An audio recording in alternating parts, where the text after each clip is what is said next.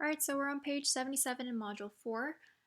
So we're talking about converse of the Pythagorean theorem. So it states that if the sum of the squares of the two shorter sides of a triangle equals the square of the longest side, then the triangle is a right triangle.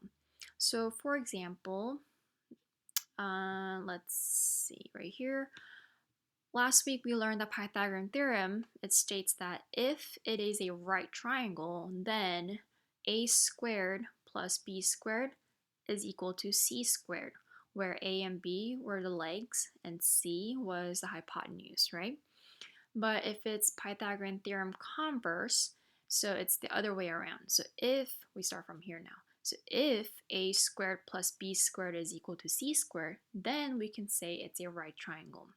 Okay, so we're going to use both theorems, a theorem and a theorem converse, to prove if these are right triangles or not. Okay, so we're given those side lengths and we're trying to figure out if it's a right triangle. So we have 9, 12, and 15. We know that these two shorter ones are the legs and this is the hypotenuse. We would start by setting it up like this. So 9 squared plus 12 squared should equal to 15 squared. The reason why I put a question mark is because we don't know yet, right? It just tells us to determine if this is a right triangle. So we would have to figure that out once we calculate these. So 9 squared is 81, and 12 squared is 144, and 15 squared is 225. So I'm still going to put a question mark because I don't know the answer to this yet.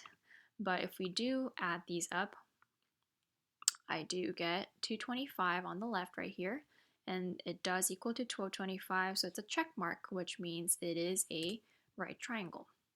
Okay, so moving on to B, we have 24, 45, 51. 24 squared plus 45 squared should equal to 51 squared. Okay, so 24 squared is 576, and 45 squared is 2025. And 51 squared is 2,601. Okay, so I don't know that yet. I don't know if this is true, so question mark still. And I'm just going to have to add these two, which I get 2,601 on the left and as well as the right side. And so therefore, it is a right triangle. Okay, so if this is true, then it is a right triangle. Same thing for C. Notice how the 9 and 16 are the shorter ones, so these are the A's and B. These are A and B's, and this is the C value. So 9 squared plus 16 squared, question mark, equal to 25 squared. 9 squared is 81 plus 256 is equal to 625, question mark. Let's add these up. We get 337, which does not equal to 625, obviously, so it is not a right triangle. Okay, if this statement is not true, if this side of the equation does not equal to this side, that means it's not a right triangle.